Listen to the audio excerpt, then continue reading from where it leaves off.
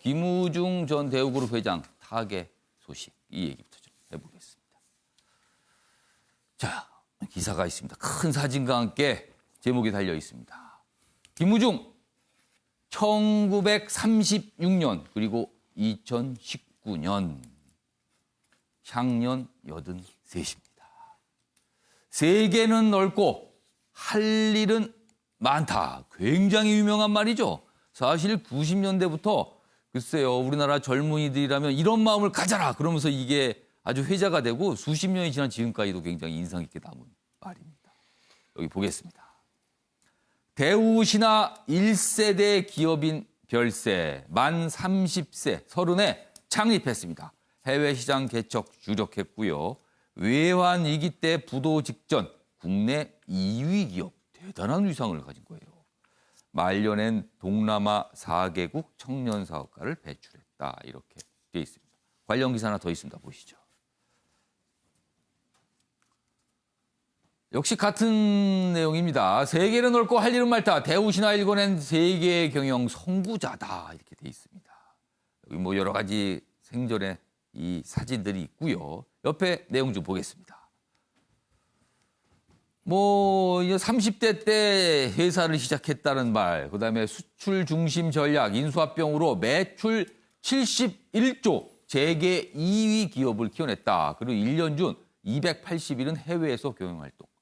할 일은 많고 세계를 넓다. 세계가 넓으니까 세계에서 주로 있었다. 이게 엄청나게 다녔다는 겁니다. 전 세계를. 그리고요. 이쪽에서는요. 그간에 여러 가지 인전 문제점들이 있었어요. 또. 외환위기 파고 못 넘고 그룹이 해체됐고요. 해외 도피, 수감생활 실현 겪었습니다. 사면 이후 청년 양성 사업에 힘을 썼습니다. 청년들에게 기회 만들어줘야 된다.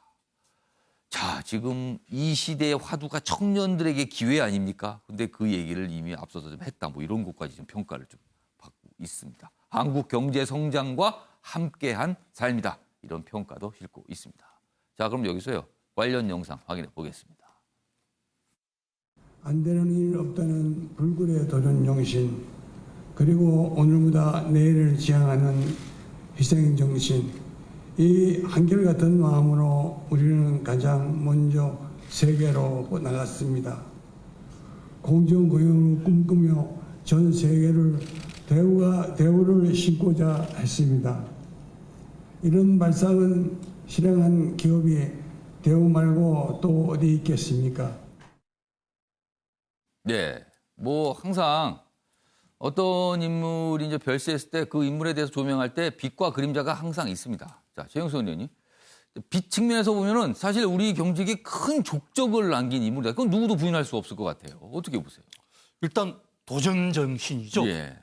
앞서 이제 세계 경영을 하셨습니다만은 재벌 총수로서는 정말 드물게 이 셀러리맨 신화입니다. 예. 처음에 셀러리맨으로 시작을 해서 중간에 창업을 하게 되는, 그래서 세계 경영을 부르짖으면서 이른바 전형적인 자수성가 인물이었죠. 맞습니다. 예. 1년에 365일 중에서 280일 이상을 해외에서 활동을 한. 예. 그리고 이제 남긴 이 대우라는 브랜드는 예. 아직도 세계 각국에서 대우 브랜드가 많이 남아 있습니다. 그렇습니다. 국내에서도 대우 중공도 있고 하지만 예. 벌써 그룹이 해체된 지 그렇게 오래됐음에도 불구하고 예. 세계 곳곳에 대우라는 브랜드를 남긴 그 족적은 우리가 도전 의식으로 깊이 생각해야 될 필요가 있겠죠. 다만 이제 그 외환위기라는 특수한 사정, 예. 금리가 뭐 몇십 %대로 예. 갑자기 치솟는 그런 상황에서 이 부채가 너무 많았던, 그러니까 세계 경영의 다른 이면에 부채 경영이 그러니까 그런 차입을 통해서 사실은 굉장히 예. 규모를 컸다라는 지적을 받았죠. 그런 특수한 상황을 이겨내지 예. 못한 건 상당히 안타까운 일이죠. 예, 윤영 교수님. 최영선 의원님은 전 소위 말해서 빛과 그림자 중에서 빛 측면에서 많이 말씀하셨는데 분명 또 그림자 측면이 좀 있습니다, 사실은요. 근데 저는 오늘 이제 뭐 방금 얼마 전에 타기하셨기 때문에 예. 그림자보다는 저도 이제 빛에 대해서 빛.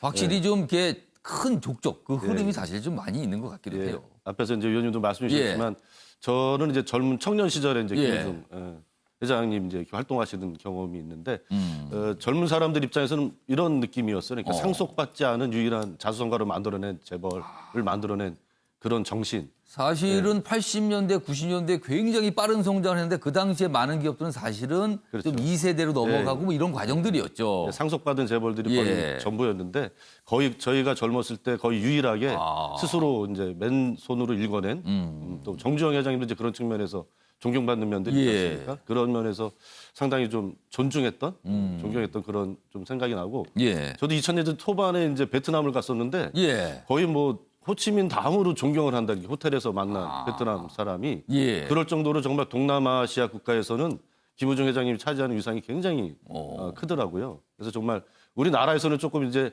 IMF 때 좀 안 좋은 이런 일들도 예. 있어서 아주 좋은 기억만 갖고 있지는 않았거든요, 저도. 근데 동남아 나가서 정말 저도 생각이 좀 바뀌었어요. 굉장히 예. 이제 해외에서 존경받는. 그래서 어떻게 보면 이제 67년도에 창업하시고 나서 영광의 30년을 보내시고 예. 97년도 이제 IMF 이후에 예. 굉장히 힘들었던 20년을 이제 보내셨는데 어쨌든 간에 이제 그 고인이 그 한국 경제 발전에 기여한 측면이라든지 또 창업하고 성공을 만들어 오는 과정 그 과정에서 보여주신 어떤 도전 정신, 예. 불굴의 의지 이런 것들은 지금 시대의 청년들 또 이 시대의 많은 기업인들이 또 배워야 될 점이 아닌가 네, 그런 말씀 드리고 싶습니다. 그러니까 지금 시대를 사는 청년 아니면 뭐 장년들도 이런 마음가짐, 이런 도전 정신 이게 아쉽다는 말씀 같으네요. 지금 보니까 살짝.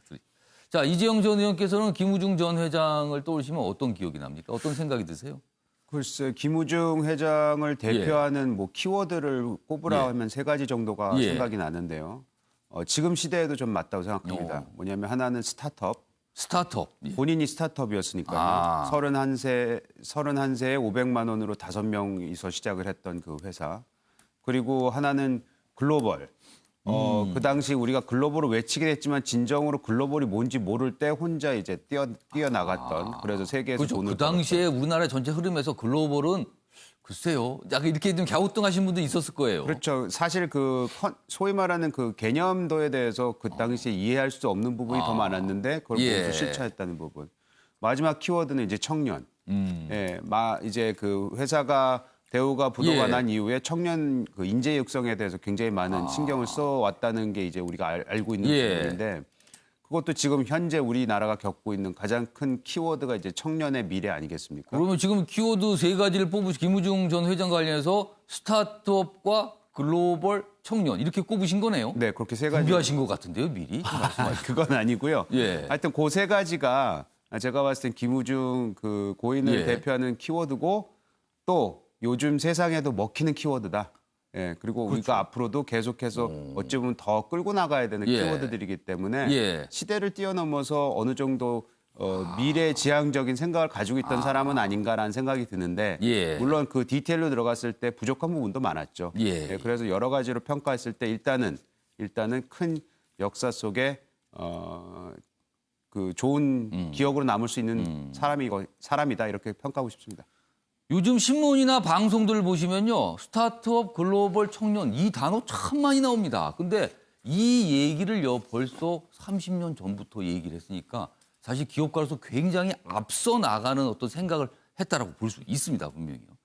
양지열 변호사께 질문을 안 드릴까 하다가 그래도 김우중 전 회장 뭐 한참 이렇게 전성기 때는 대학생 뭐 이런 시점이셨잖아요. 그 당시에는 어떤 생각을 하셨어요? 보셨을 때. 그때는 사실 여러 가지가 예. 좀 시대적으로 이런 부분이 있었어요. 90년대 초 중반 때는 예. 한참 이제 냉전 시대가 끝이 나고 동구권이 문을 열었어요. 예. 시점이었습니다. 그때 절묘하게 세계 경영이라는 키워드를 들고 나오셨고 아. 지금도 생각해 보시면 그때 90년대만 해도 헝가리, 체코 이런 곳들은 그야말로 저 먼 곳이었어요. 그러네요. 그때 헝가리에 대우 공장을 짓고 진출을 했던 그때 게 동유럽에 진출하겠다고 동유럽에 선포를 진출했었습니다. 했었어요. 그리고 대우 자동차 예. 공장이 거기서 근무를 하기 시작했었고, 그러니까 그게 이제 삼각적인 면모를 보였었고, 지금 그런데 동구권이 안정화가 된 다음에, 그러니까 대우는 좀 어떻게 보면 김우중 회장으로서는 가슴 아프게도 대우는 해체가 됐지만 예. 이후에 찾아내고 말년을 보낸 데가 동남아였지 않습니까? 베트남에서 활동했었죠. 예. 그리고 지금 현재 대한민국이 그 앞으로 남방 경제를 하시면서 얼마 전에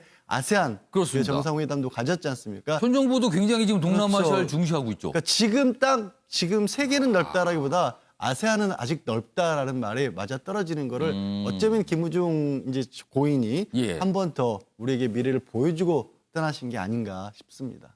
그러니까 김무중 전 회장이 동남아시아 특히 이제 베트남을 자주 그쪽에서 사실상 정착하고 산 게 벌써 한 15, 16년 전부터 시작이 됐거든요. 그렇다면은 역시 굉장히 좀 앞선 생각을 하는 인물이 아니었나 이 생각을 또 하게 되네요. 지금 아세안 굉장히 중시하고 있잖아요. 많은 나라들이요.